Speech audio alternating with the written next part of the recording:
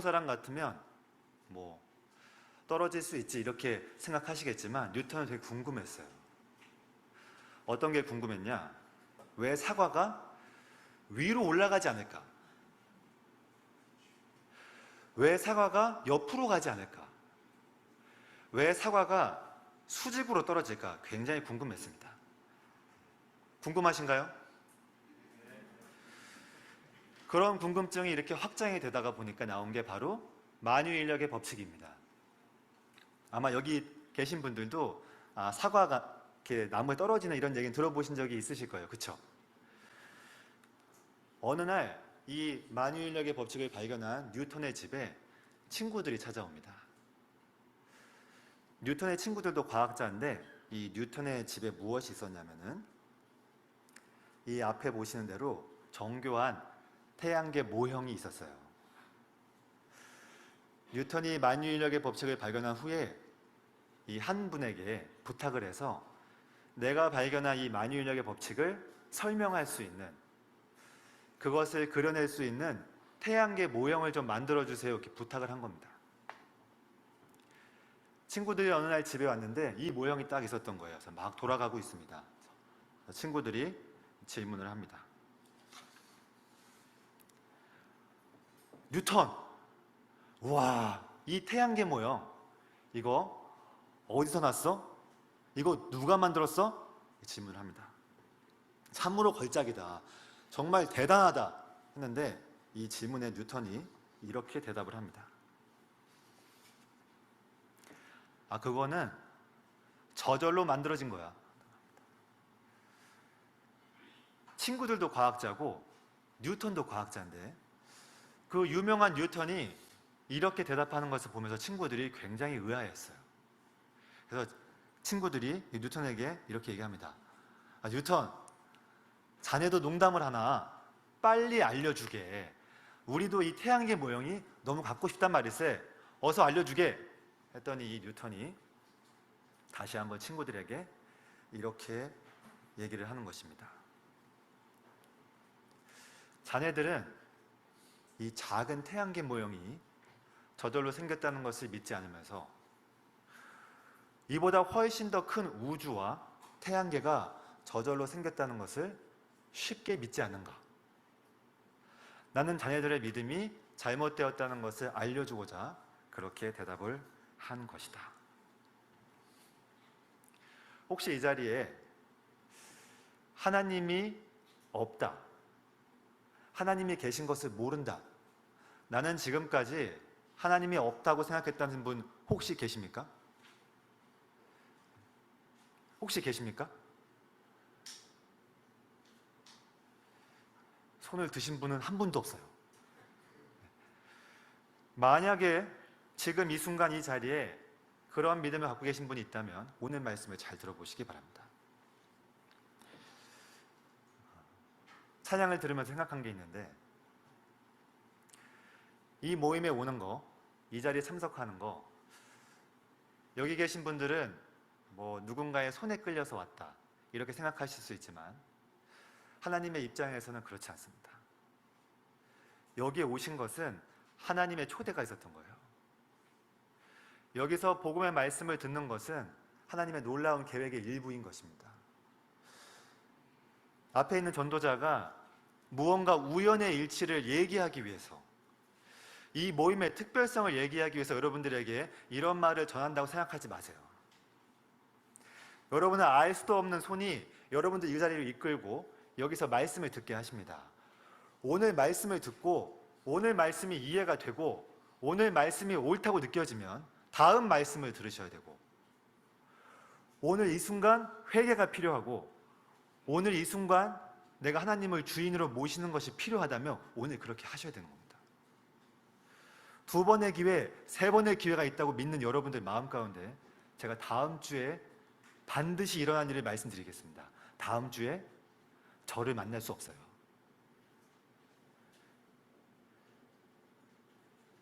다음 주에 저를 만나실 수 없어요. 꼭 아셔야 됩니다. 오늘 이 순간 해야 할 일, 그것을 반드시 하고 돌아가시기 바랍니다. 오늘 말씀을 끝까지 전하기에 앞서서 우리 여기 계신 분들 마음속에 한 가지를 꼭 기억하시면서 들어야 됩니다. 저를 한번 따라해 주시겠습니까? 설계된 것에는 반드시 설계자가 있다. 동의하십니까? 네. 설계된 것에 설계자가 없다? 그거는 거짓말이에요. 오늘 내용을 쭉 들으시고 설계된 것이 분명히 있다 판단이 되시면 마음속에 설계자가 있다는 믿음을 가져야 합니다. 여러분들 21세기를 사시죠? 21세기는 논리와 이성, 과학으로 뭉쳐진 시대입니다. 잘못된 얘기를 하면은 잘못됐다 말하면 돼요. 옳다고 여겨지면 믿음을 가져야 됩니다. 분명히 맞는데 믿음을 안 가지면 스스로를 속이는 거예요. 오늘은 그런 일이 없기를 바랍니다. 세상이 설계되었다고 하는 첫 번째 증거는 태양계입니다. 오늘 총 3가지 증거를 살펴볼 것인데 첫 번째 증거는 태양계입니다.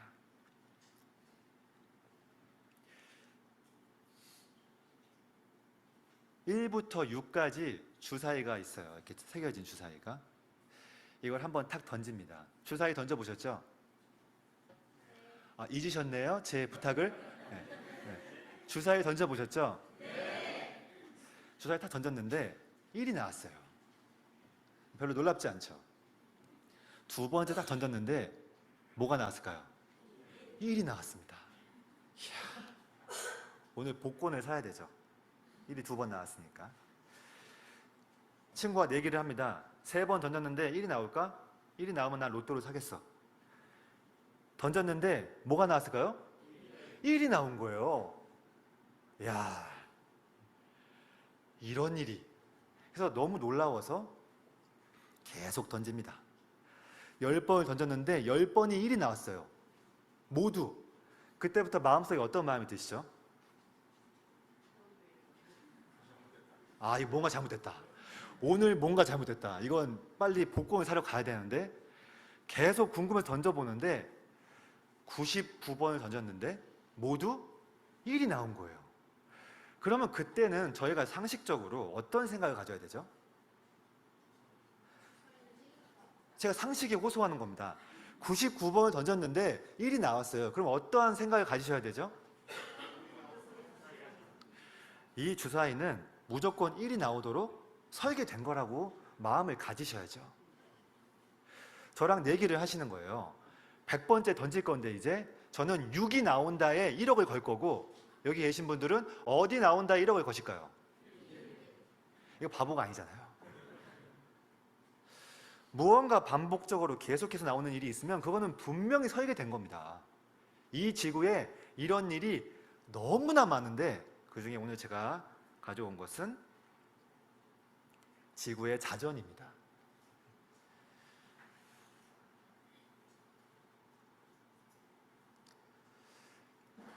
왼쪽 잘 보이시나요? 잘 보시면 지구가 돌아가고 있어요. 지구는 하루에 몇 번 스스로 회전할까요? 모르십니까? 지구는 하루에 한 번 돌죠. 그러면 이제 재밌는 질문.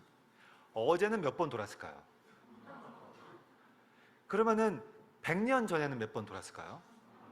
어떻게 한 번이라고 아시죠? 2번일 수도 있는데. 그럼 100년 후에는 몇 번 돌까요? 그럼 내일은 몇 번 돌까요? 이 한 번 돈다는 믿음으로 이 믿음이 얼마나 강한지 아십니까? 한 번 돌기 때문에 지구가 하루가 몇 시간이죠? 다 아시잖아요. 그 24시간을 또 쪼개요. 사람들은 믿음이 있거든요. 1시간은 몇 분이죠? 잘 아시네요. 60분은? 1분은 몇 초죠? 그러니까요. 사람들은 다 알고 있어요. 지구는 하루에 한 번 돌고 그것에 따라서 시간이 만들어졌어요. 이 지구의 자전 주기는 아주 오랫동안 유지가 됐습니다. 만약 이 지구의 자전이 수시로 바뀌었다면 아주 큰 문제가 발생해요. 이 지구의 자전 속도가 일단 변하면 저희는 24시간을 정할 수가 없어요.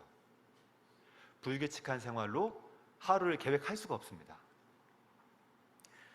만약에 이 지구가 아주 빨리 돌잖아요. 지금보다 빨리 돌면은 일출과 일몰 사이에 온도 차이가 빨라지면은 아주 강한 바람이 붑니다. 당연하죠? 이거 한번 돌려보세요. 이렇게 바람이 쌩쌩 붑니다. 사람이 살 수가 없어요. 만약 지구가 지금보다 느려지면 그것도 문제가 되는데, 낮에는 엄청 더워요. 지금 엄청 더우시죠? 그게 굉장히 길어져요. 사람이 못 살고. 반대로 이게 저녁이 되면 추워지잖아요. 추워서 못 살고, 더워서 못 살고, 추워서 못 살고, 빨리 돌면 바람이 불어서 못 살고, 이게 문제가 됩니다. 근데 이 지구가 지금 주기로 하루에 딱 한 번 돌기 때문에 사람이 살 수가 있다는 것입니다.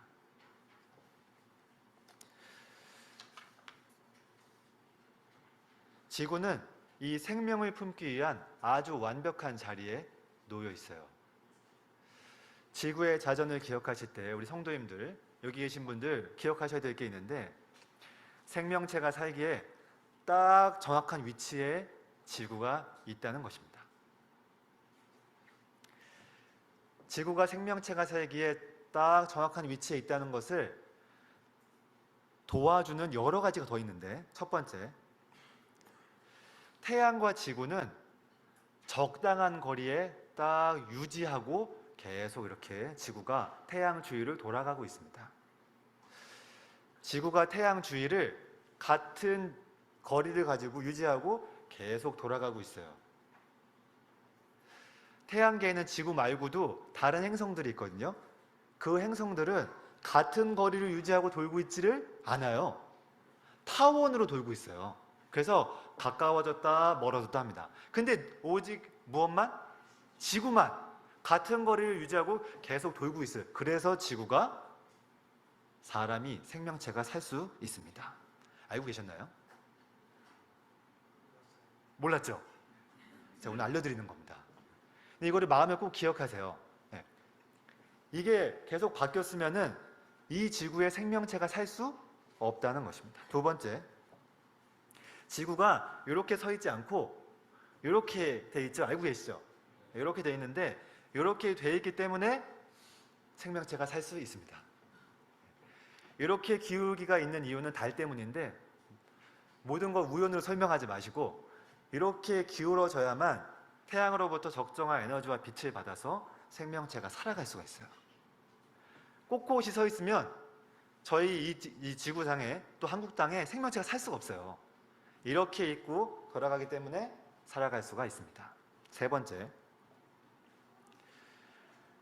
매일 숨을 쉬니까 모르실 수도 있는데, 사람이 살기에 적당한 산소가 딱 이렇게 공급이 돼 있어요. 지금 숨을 쉬고 계시죠? 네, 한번 크게 숨을 쉬어보실까요? 이 산소가 사람들의 호흡을 유지해 주는 건데, 산소가 지금보다 많아지면은 쉽게 지구에서 불이 납니다. 그래서 지구가 폭발해 버려요. 산소가 지금보다 없어지면 어떻게 될까요? 지금 숨을 쉬실 수가 없어요. 딱 적당한 산소량이 우리 이 지구에 있다는 것입니다. 그리고 마지막으로 이 골디락스 존을 오늘 설명드릴 건데, 이 골디락스가 뭔지 한번 설명을 드릴게요. 골디락스는 여기 여자아이 이름이거든요. 여기 여자아이 보이시죠? 네. 이 골디락스가 어느 날 숲속에 들어가는데, 이 숲속의 한 집에 들어갑니다. 이 숲속 집에 들어갔더니 저렇게 죽이 3개가 있어요. 한 죽은 너무 뜨겁고, 다른 죽은 너무 차갑고, 뜨겁지도 않고 차갑지도 않은 적당한 죽이 하나 있습니다. 그거를 이 골디락스가 맛있게 먹었어요. 또 다른 방에 갔더니 의자 3개가 있는데, 어떤 굉장히 큰 의자, 어떤 되게 작은 의자, 근데 적당한 크기의 의자가 있어 거기 앉았습니다. 세 번째 방에 갔는데 침대 3개가 있는데, 어떤 침대는 너무 딱딱하고 어떤 침대는 너무 푹신한데 어떤 침대만 적당하게 딱 그 알맞은 푹신함을 가지고서 거기 누워서 잠을 잤어요. 이렇게 적당한 위치, 적당한 크기, 적당한 무언가를 얘기할 때 우리가 골디락스라는 말을 쓰게 됐습니다. 이 지구는 여기 은하가 있고 여기 태양계가 있는데 아주 적당한 위치에 지구가 있다는 거예요. 태양계를 중심으로, 태양계는 이 은하 저 노란색 띠에 있는데 저 노란색 띠에 있을 때만 생명체가 살 수 있어요. 근데 우리가 사는 태양계가 저 은하 저 정확한 위치에 있다는 것입니다. 그리고 두 번째, 이 태양계의 골디락스 존인데 태양을 중심으로 지구가 적당한 위치에 딱 있어야 되는데 그 적당한 위치에 바로 이 지구가 위치해 있다는 것입니다. 여기 계신 분들 한번 생각해 보세요. 어떤 사람들은 이 모든 것을 무엇으로 설명하려고 하냐? 우연으로 설명해요. 우연히 저기에 있다. 우연히 여기에 있다 해요. 근데 여러분들, 우연히 이 모든 것이 맞춰질 확률, 우연히 이 모든 것이 여기에 있을 확률 얼마나 될까요? 주사위를 던져요. 1이 나오고 1이 나오고 1이 나옵니다. 계속해서. 근데 누군가는 100번이 나오고 1000번이 나오고 10,000번이 나와도 그게 우연이라고 여겨요. 재밌는 건 무엇입니까? 재밌는 건 무엇이냐면 오늘 마음을 열고 들어보세요. 그렇게 말하는 그들도 그것을 믿지 않는다는 거예요. 어떤 사람이 로비 콜린스라고 하는 한 과학자가 이렇게 얘기합니다. 한 가지 가정을 해요. 화성 아시죠? 지구 뒤에 있는 화성에 가서 우주인들이 이런 밀폐된 그 환경, 기지를 발견합니다.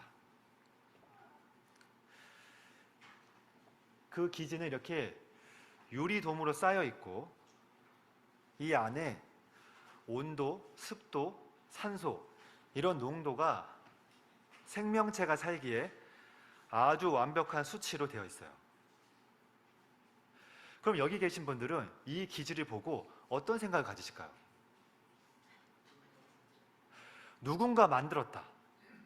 이렇게 생각을 하셔야죠. 그 어떤 누구도 이걸 보고 이야, 화성의 모래가 막 날아와가지고 이 기지를 만들었다. 이렇게 생각하시는 분은 없다는 것입니다. 어느 날 아이가 이 바닷가에서 휴대폰을 하나 이렇게 들고 와요. 여러분에게 휴대폰을 보여주면서 이렇게 얘기합니다. 바다가 휴대폰을 만들었나 봐요. 엄마, 바다가 휴대폰을 만들어 왔나 봐요. 이렇게 얘기를 해요. 여러분들 어떻게 말씀하시죠? 네? 맞아. 바다가 만들었나 봐. 이렇게 얘기해 주십니까? 아니잖아요. 이 모든 태양계가 이렇게 정교하게 되어 있는데 여러분 누군가 와서 얘기합니다. 갑자기 어느 날 뻥 하고 터져가지고 그 물체들이 슉슉슉 바람이 불어가지고 태양계 거기에 딱 위치해. 그리고 태양이 중심에 있고 지구가 여기에 딱 위치한다. 그리고 어느 날 갑자기 그 태양에, 그 지구에 산소가 막 들어와. 거기 물이 생겨. 생명체가 나와서 산소가 적당하게 숨 쉴 수 있게 이렇게 생겼다? 이렇게 얘기를 해줘요. 여러분들 어떻게 생각하시죠? 어떻게 생각하십니까? 벌써 잊으셨군요. 어떻게 생각하십니까? 믿는다는 것입니다. 여러분 그것을 믿는다는 거예요. 이 자리에 계신 분들, 아까 손 안 드신 분들, 하나님이 없다고 하시는 분들에게 제가 질문을 드리는 겁니다. 여러분 그거 믿고 있지 않습니까? 여러분들이 믿고 있지도 않은 것을 믿지 마세요. 다시 한번 말씀드리는데 여러분들도 믿지 않는 것을 믿지 마시라는 겁니다. 여러분들이 믿을 수 있으면 그걸 믿으면 됩니다. 근데 여러분들 스스로 속이지 마세요. 아이작 뉴턴은 이 시대 최고의 과학자예요. 그가 쓴 책 자연 철학의 수학적 원리라는 책이 있습니다. 혹시 들어보셨습니까? 프린키피아라고 들어보셨어요? 그 책, 아주 큰 책, 방금 말씀드린 이 자연 철학을 수학적 원리를 정리한 그 놀라운 책 마지막 페이지에 있는 내용이 바로 이 문구예요. 종교서적, 신앙서적에 있는 문구가 아니고 과학적 발견을 통해서 아이작 뉴턴이 내린 이 결론, 화면이 보이시면 저희가 같이 한번 읽어보겠습니다. 시작. 태양, 행성, 해성으로 이루어진 이 가장 아름다운 시스템은 지적이고 강력한 존재의 계획과 지배를 통해서만 비롯될 수 있습니다. 누가 얘기했다고요? 아이작 뉴턴. 그래서 이 뒤에 결론이 있는데 안 썼지만, 그래서 우리는 그분을 주 하나님으로 부릅니다. 이 결론이에요. 위대한 과학자들 요하네스 케플러, 아이작 뉴턴, 그 외의 모든 과학자들도 하나님의 존재를 인정하고 믿었다는 것입니다.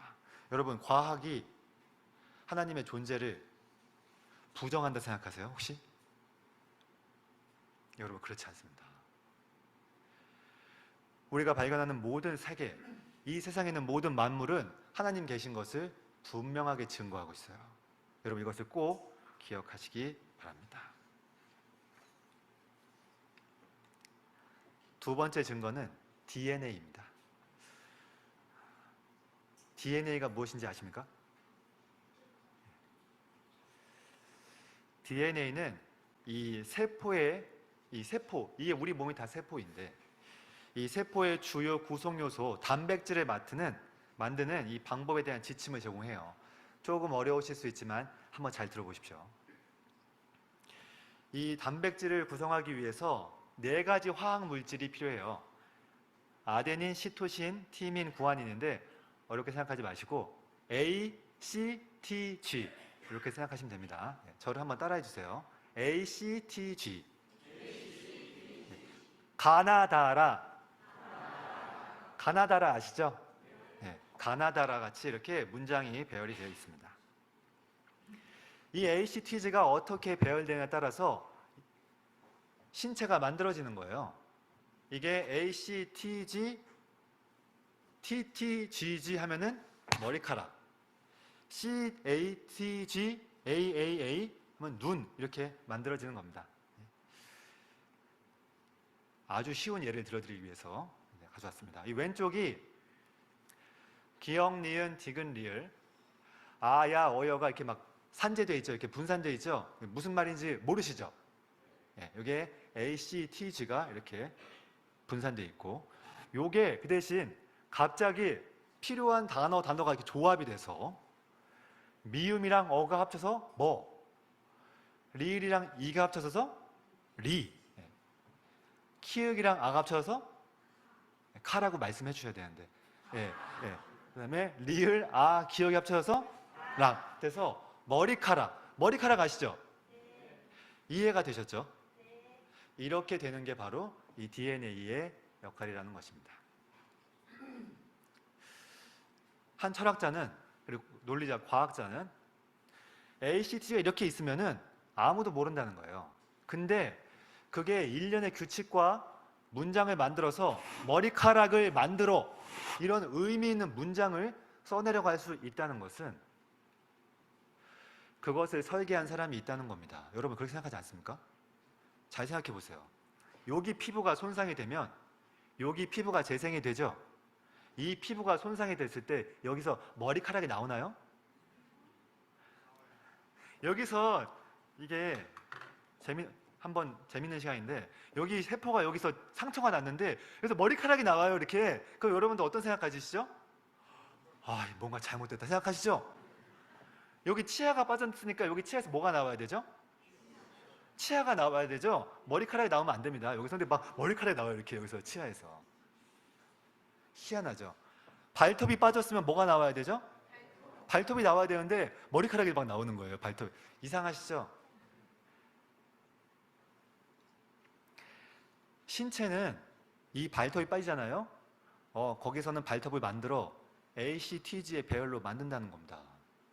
치아가 빠지면 치아가 나오게, 머리카락이 나와야 되는 곳은 머리카락이 나오게, 눈이 만들어져야 하는 곳에선 눈이 만들어지게 저 의미는 문장이 쓰여 있다는 겁니다. 안 놀라우시군요. 이게 놀라워야 되는데 놀랍지 않으세요? 제가 사람들에게 꼭 얘기합니다. 이거는 아주 너무나 확실한 얘기 때문에 DNA를 가져온 거예요. 여러분들, 그 인체에 피가 공급이 돼야 되거든요. 이 피를 공급하기 위해서 뭐가 뛰죠? 그 정도는 아시죠? 심장이 막 뜁니다. 심장이 뛰면 이 피가 몸 전체로 가요. 심장이 뛰면 몸 전체로 갑니다. 왜 심장이 뛰고 몸 전체로 피가 돌게 됐을까요? 그런 생각 안 해보세요? 왜 코로 호흡을 하고 그 호흡된 산소가 이 심장에 있는 피와 결합이 돼서 온 세포로 산소가 가게 돼 있을까요? 그렇게 만들어졌기 때문이에요. 저절로 됐어요. 여러분, 이제 그런 말은 통하지 않는다는 걸 스스로에게 물어보세요. 여러분, 스스로도 믿지 않는 걸 그렇다고 말씀하지 마세요. 모든 것은 그렇게 설계된 거예요. 눈으로는 보고, 눈으로 본 정보가 어디로 가죠? 뇌로 가고, 뇌는 신경을 통해서 우리에게, 저에게 가리키라고 말하고 있는 겁니다. DNA를 보고 이렇게 얘기를 해요. 스티븐 마이어는 DNA의 아주 저명한 과학자예요. DNA는 생물에게 필요한 모든 정보가 집약된 도서관 역할을 수행한다. 생명체는 DNA 속에 담긴 이 ACTG의 서열을 바탕으로 단백질 구조에 아주 복잡한 걸 짜낸다는 겁니다. 하나님을 믿지 않는 사람들도, 일반적인 사람들도 이렇게 얘기를 해요. DNA를 보고 뭐라고 평가했냐면, 아주 유명한 프로그래머이자 사장이죠. 빌 게이츠 아시죠? 그의 책 노트에서 이렇게 얘기를 합니다. DNA는 컴퓨터 프로그램과 비슷한데 어떤 소프트웨어보다 훨씬 더 발전된 형태다. 무슨 말이냐면은 누군가 계획을 하지 않으면 절대 만들 수 없다는 거예요. 그게 어디에 있냐? 우리 인체에 있다는 겁니다.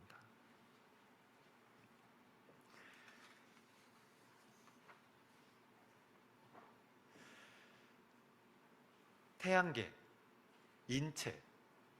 지금 저는 이 지구에 있는 모든 만물을 계속해서 여기 계신 분들에게 말씀을 드리고 있어요. 태양계를 통해서 그 놀라우신 분의 정교한 설계를 볼 수 있어요.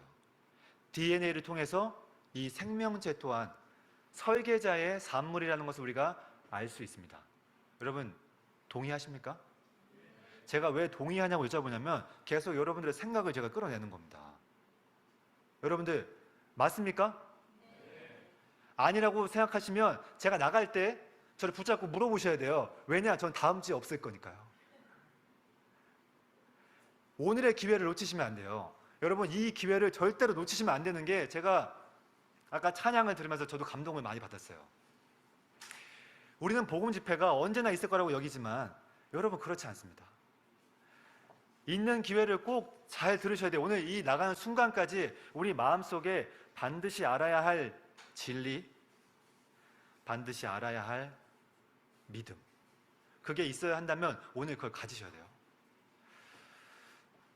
태양계 DNA 통해서 이 온 세계가 아주 정밀하게 설계됐다는 것을 알 수 있습니다. 마지막 증거인데, 마지막 증거는 양심이에요. 사람들은 윤리적 기준이 존재한다는 것을 우리 알고 있습니다. 여기 나이가 어린 분들도 계시고 나이가 많은 분들도 계시고 한국인도 계시고 다른 나라에서 오신 분은 없는 것 같은데, 한번 생각해 보세요.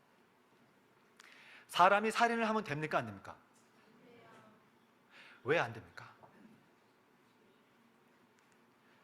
법으로 정해졌기 때문에 그런가요? 남의 것을 도둑질하면 됩니까? 안 됩니까? 안 되죠. 타인을 아무 이유 없이 폭행을 하면 됩니까? 안 됩니까? 안 되죠. 우리 마음속에 아주 법으로 정하고 있지 않더라도 온 세계에 걸쳐서 적용되는 진리가 있어요. 그게 우리가 절대적 윤리라고 부르고, 그게 어디에 새겨져 있냐? 우리 마음속에 새겨져 있습니다. 근데 요즘 어떤 시대냐면은 요즘은 절대적인 기준은 없어요. 이렇게 얘기를 한다는 것입니다. 사람을 죽일 수도 있죠. 사람을 때릴 수도 있죠. 필요하면 그럴 수도 있는 거예요 라고 얘기를 한다는 것입니다. 남자와 여자가 있죠. 세상에 남자와 여자가 있죠. 네. 남자와 여자가 아닌 것도 있죠. 아닐 수도 있죠. 아니죠. 절대적인 기준이 있는데 요즘 시대는 그럴 수도 있고 저럴 수도 있다고 얘기해요. 근데 여러분, 제가 계속 말씀드리지만 스스로를 속이면 안 돼요. 이렇게 얘기하는 사람도 되게 간사하고 이기적인 것은 자기가 굉장히 소중히 여기는 가치 있잖아요. 그것에 대해서 절대적인 기준을 얘기하면 그 사람 그런 거는 상대적일 수 없다고 얘기한다는 것입니다. 예를 들어서 어떤 아이가 학교에서 이렇게 폭행을 당하고 왔어요. 그러면은 그 얘기를 이렇게 해줍니다. 그러면 그 사람은 뭐 그럴 일일 수도 있죠. 뭐 맞을 수도 있나 보죠. 이렇게 얘기하는데 그 사람의 아이가 맞고 왔을 것을 가정하면은 불같이 화를 낸다는 겁니다. 나에게 있어서만큼은 그 절대적인 윤리가 반드시 적용돼야 한다는 아주 이상한 사회. 사람은 자기에게 불리한 것은 상대적인 것을 절대 적용하지 않아요. 나의 이익은 절대적으로 지켜져야 됩니다.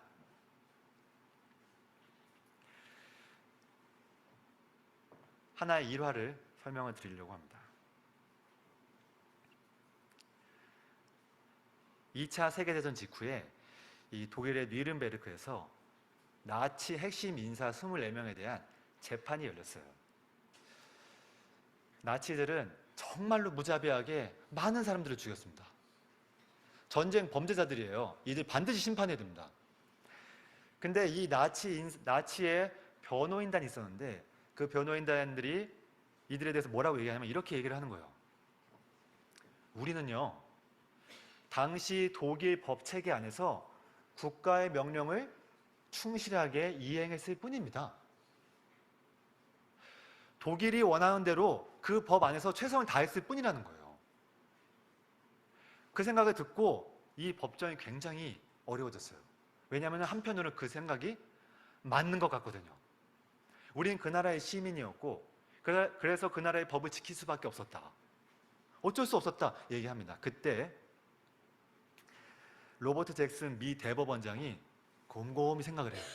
이 문제를 어떻게 해결할 것인가. 그러면서 그가 이렇게 얘기를 합니다. 개별 국가의 법보다 상위에 존재하는 초월적인 법이 있다. 특정 국가에서 그것을 법으로 정하지 않더라도 우리 마음속에 있는, 사람이라면 누구나 가지고 있는 양심이 있다. 그것을 통해서 모든 윤리는 판단과 심판을 받아야 한다. 이렇게 얘기를 하고 이 나치 핵심인사 24명을 공의롭게 심판했다는 것입니다.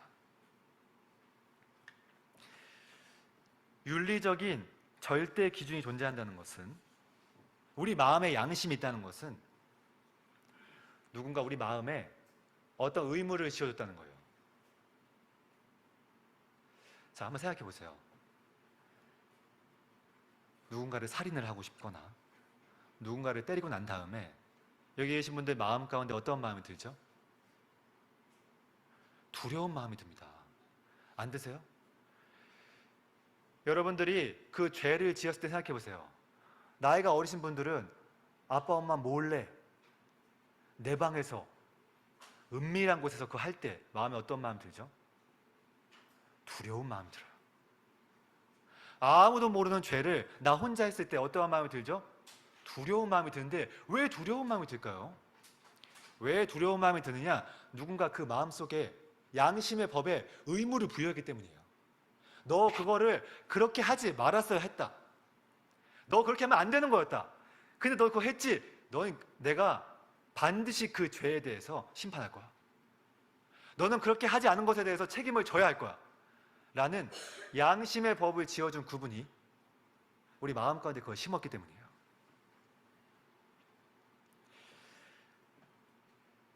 창조주가 존재하지 않으면 이 객관적인 의무가 존재하지 않아요.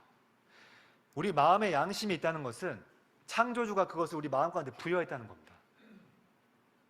그리고 우리는 그 양심을 따라 그것을 부여하신 분에게 맞게 그 의무를 행할 일이 우리의 본분이라는 것입니다. 이것은 부모와 자녀이기 때문에 내 이웃에 대한 내가 행해야 될 일이기 때문에 하는 게 아니에요.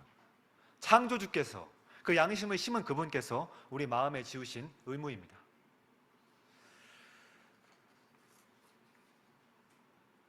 태양계, DNA, 마지막 뭐죠? 양심. 이 세 가지를 통해서 우리는 무엇을 알 수 있죠? 창조주 하나님이 있다는 것을 분명히 알 수 있습니다. 다시 한번 말씀을 드릴게요. 마음을 열고 들어주세요. 태양계, 양심, DNA, 이 세 개를 통해서 창조주 하나님이 계시다는 것을 누구도 부인할 수 없다는 것입니다. 저희 이 앞에 있는 로마서 1장 20절 앞에 화면이 보이시면 이걸 함께 우리말 성경으로 한번 읽어보겠습니다. 시작. 세상이 창조된 이후로 하나님의 보이지 않는 것들 곧 그분의 영원하신 능력과 신성이 그분이 만드신 만물을 통해 명백히 보여 알게 됐으므로 그들은 변명할 수 없습니다.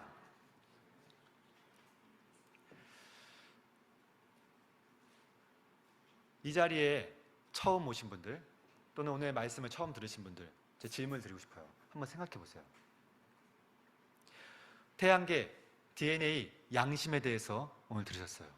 이 세 가지 듣고 여전히 창조주가 없다고 생각하십니까? 아직도 모든 것을 지으신 분이 계시지 않다고 여러분 믿고 있습니까? 여러분 그 생각을 버려야 됩니다. 그것은 논리적이지 않은 생각이에요. 하나님을 믿는 사람들은 때로 이렇게 얘기하죠. 너는 참 논리적이지 않아. 너는 비이성적이야. 이렇게 얘기하죠. 혹시 들어보셨어요? 너는 그냥 믿는 거잖아. 그냥 믿음을 가진 거잖아 하는데 그렇지 않습니다. 우리의 믿음은 하나님께서 말씀하신 대로 보이지 않는 그분을 보이는 온 세계가 증명하고 있어요. 지금 이 순간 믿음을 가지세요. 그리고 나중에 하나님을 만났을 때 또는 하나님이 없다고 했을 때 하나님 이 순간 우리에게 말씀하시는 것입니다. 변명할 수 없다. 다시 한번 말씀을 드릴게요. 변명할 수 없어요.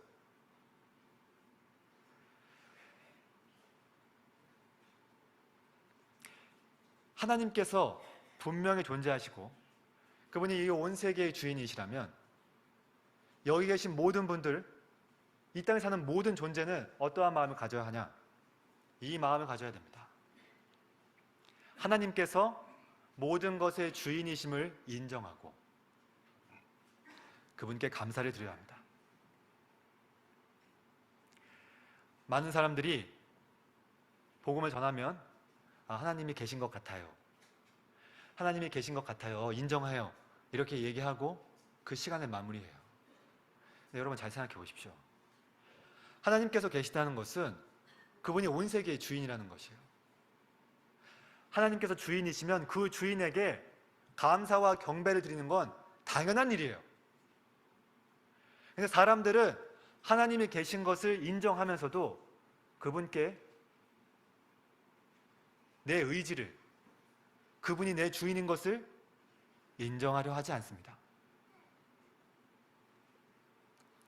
여쭤볼까요?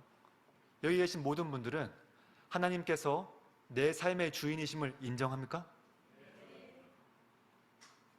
많으시네요.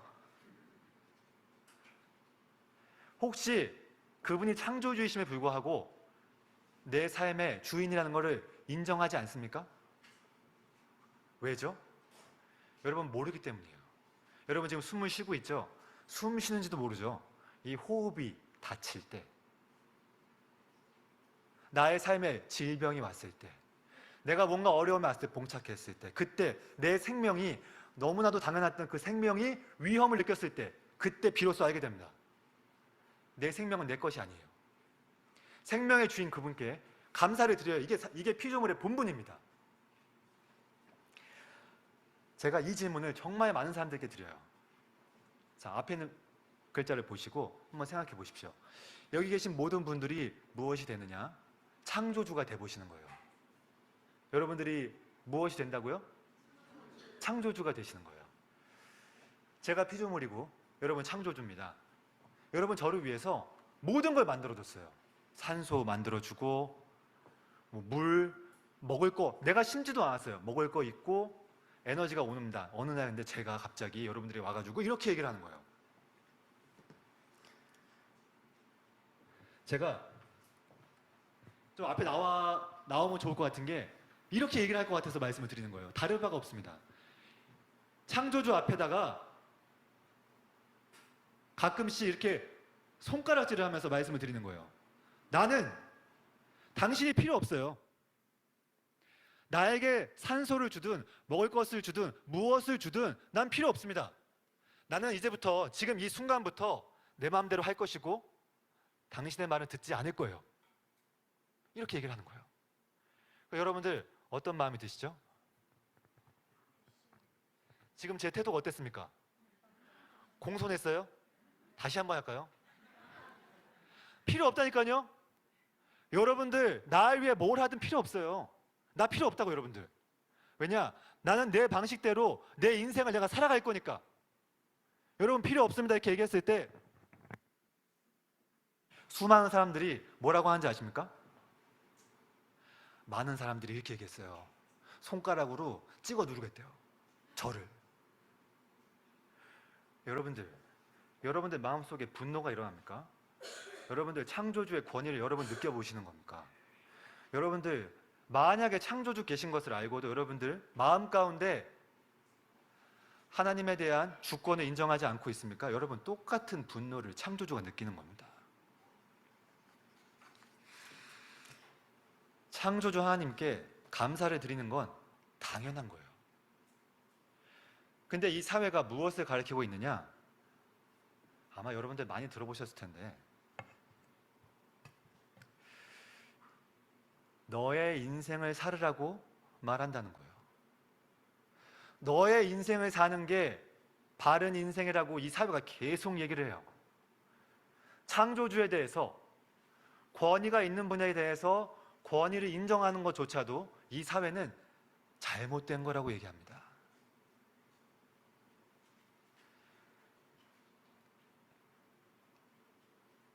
여러분 잊지 마세요. 오늘 이 순간 통해서 창조주 계신 것을 여러분 알았다면 창조주 하나님께 그분이 베푸신 모든 것에 대해서 감사하고 그분이 내 생명을 유지하고 계시는 주인이라는 사실을 인정해야 돼요. 인정하십니까? 그렇다면 이 감사를 드려야 할 분 어디서 발견할 수 있을까요? 도대체 창조주 하나님이 계신데 도대체 그분은 어디에 계시고 우리가 그분을 어떻게 만날 수 있을까요? 또 그분께 감사를 드리고 그분을 경배한다는 것은 어떤 의미일까요? 하나님께서는 성경을 자신이 어떻게 이 세상을 창조하시고 어떤 사람들을 통해서 이 세계를 만드셨는지 이 성경에 기록해 놓으셨어요. 이 성경이 어떤 책인지 잘 모르실 수 있지만 주변에 계신 분들, 선생님들께 여쭤보시기 바랍니다.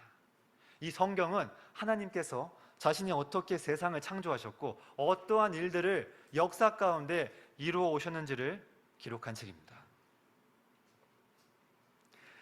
성경을 통해서 하나님의 뜻을 알고 하나님께 어떻게 순종할 수 있는지를 저희가 알 수 있어요. 하나님께서는 정말로 살았던 사람들, 실존했던 사람들을 통해서 이 성경을 쓰시고 그것을 아주 변함없이 오랫동안 보존해 오셨습니다. 이 성경에는 정말 많은 것이 들어있지만 제일 중요한 게 들어있어요. 무엇이냐?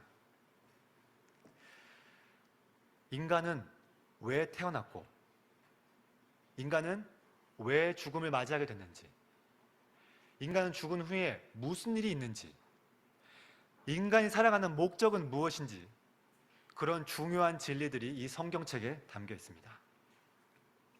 이 성경을 모른다는 것은 마치 이런 것과 같아요. 혹시 운전을 하신다면 상상해 보십시오. 안개로 뿌연 고속도로를 달리고 있어요. 차를 계속 운전하고 있는데 그 안개 끝에 무엇이 있느냐? 낭떠러지가 있어요. 근데 그 낭떠러지를 내가 알 수가 없습니다. 근데 저는 계속 운전을 해나가요. 안개 끝에 낭떠러지가 있다는 것을 무엇이 알려주느냐? 성경이 알려줍니다. 근데 성경이 그걸 알려주지만 나는 그 말을 듣지 않아요. 계속해서 운전을 해서 끝내 나도 모른 채, 아무것도 모른 채 고속도로의 끝자락에 낭떠러지 떨어지는 거. 그게 성경을 모르는 그 사람들의 인생과 같은 거예요. 하나님께서는, 이 창조주께서는 아무도 그런 길로 가기를 바라지 않으십니다. 그러므로 여기 계신 분들, 창조주 하나님, 그분의 말씀인 성경을 꼭 읽으셔야 돼요. 그리고 성경에서 말하는 바를 꼭 귀를 기울이셔야 됩니다. 하나님께서는 귀한 기회를 각 사람들에게 주십니다. 누군가는 많이 받고 누군가는 적게 받아요. 근데 중요한 거는 귀한 기회가 주어지는데 그것을 쉽게 가볍게 여기는 사람들, 그 사람들은 정말 안타깝지만 그런 기회가 자주 오지 않는다는 거예요. 귀한 기회를 가볍게 여기지 마시고 하나님의 말씀에 귀를 기울이시기 바랍니다. 모든 것을 정교하게 만들고 사람에게 그것을 선물로 주신 하나님께서는 사람들이 자신의 뜻에 맞게 살기를 진심으로 바랬어요. 그것이 사람으로서 마땅히 해야 할 피조물의 본분입니다. 근데 사람들은 순종을 거부했습니다. 오늘 말씀드린 것처럼 사람들은 순종하기를 좋아하지 않아요. 자기 생각대로, 자기 마음대로 살아가고 싶어 합니다. 그것이 얼마나 위험하고 큰 죄인지를 알면서도 그래요. 성경은 사람이 하나님께 순종하기를 거부했다고 얘기를 하고 있습니다. 순종을 거부한 자에게 준비된 것은 심판이에요.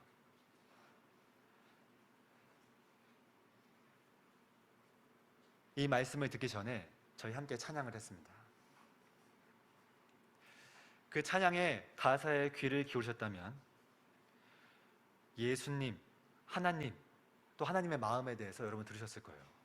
그 마음을 여러분 아신다면 이 하나님께서 여러 사람들을 통해서 여러분들을 이 자리에 끌어오게 하시고 또 저를 준비해서 이 자리에 있게 하시고 또 그 다음에 있는 계획들, 그분이 계속 주관하신다는 사실을 여러분 아신다면 하나님 말씀에 진짜 귀를 기울이는 것이 얼마나 중요한지를 아셔야 됩니다. 하나님께서는 단 한 영혼이라도 이 말씀을 듣고 구원받을 수 있다면 이 복음 집회를 여실 거예요. 여기 계신 분들이 이 다음에 메시지를 들어야 한다면 또 그 기회를 여러분들에게 주실 겁니다. 그때마다 마음을 닫지 마시고 하나님 마음을 깊이 새기셔서 그분이 지금 나에게 하시는 말씀이 무엇인지를 꼭 기억하시기 바랍니다. 불순종으로 인해서 지금 모든 세상이 바뀌었어요. 하나님께서는 온 세상을 완벽하게 만드시고 그 사람들에게 이 세상을 주셨습니다.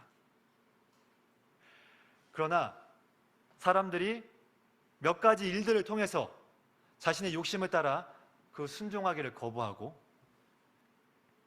끝내 많은 사람들이 심판의 자리로 달려가고 있습니다. 다음 시간에는 회개하고 복음을 들어야 하는 것에 대해서 더 깊게 말씀해 주실 거예요. 여러분들 다음 복음 집회 잊지 마시고 꼭 기억해 주시고 이 자리에 나오시기 바랍니다. 오늘 이 순간, 다음 그 순간에 하나님께서 이 각 사람들에게 말하시는 그 회개의 기회에 여러분들 그 복음을 듣지 않는다면 그 놀라우신 권위로 행하실 그 심판 앞에서는 두 번 다시 기회가 없어요. 여러분 기회가 없다는 것을 꼭 잊지 않으시길 바랍니다. 저는 이 얘기를 정말 많은 사람들에게 해왔어요. 기회를 놓치지 마시라고, 회개하고 복음을 믿으라고 꼭 얘기합니다. 여러분들 그 회개하고 복음을 믿는 사람, 믿는 그 주인공이 되시기를 진심으로 기도합니다. 오늘 이렇게 함께 말씀을 나눌 수 있어서 감사드리고, 처음 말씀드린 것처럼 하나님께서는 이 귀한 시간을 다 그분이 계획을 하신 겁니다. 어떠한 경위로 여기에 오셨든지 그것을 잊지 마시고, 그 놀라운 분께서 여러분들 모두 사랑하시고 회개하고 복음을 들어서 그분의 나라를 인도되시고 하나님의 자녀가 되기를 깊이 바라신다는 사실을 잊지 않으시기를 진심으로 바라겠습니다. 기도하겠습니다.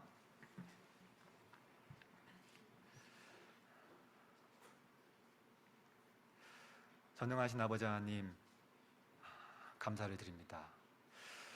그 영원하신 능력과 신성이 이 온 우주 만물에 분명히 보여 알려지고, 그렇기에 그 어느 누구도 하나님의 존재를 부정할 수 없고 그분의 능력을 부인할 수 없고 그분이 계시지 않다고 말할 수 없음을 이 시간 고백을 드립니다.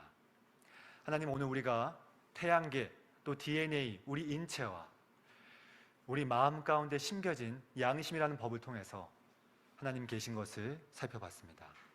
하나님 계시고 또 우리의 모든 것의 주인이심을 이 시간 고백합니다. 하나님, 이 시간, 이 복음이 필요한 모든 곳에 하나님의 음성이 들려졌기를 진심으로 바랍니다.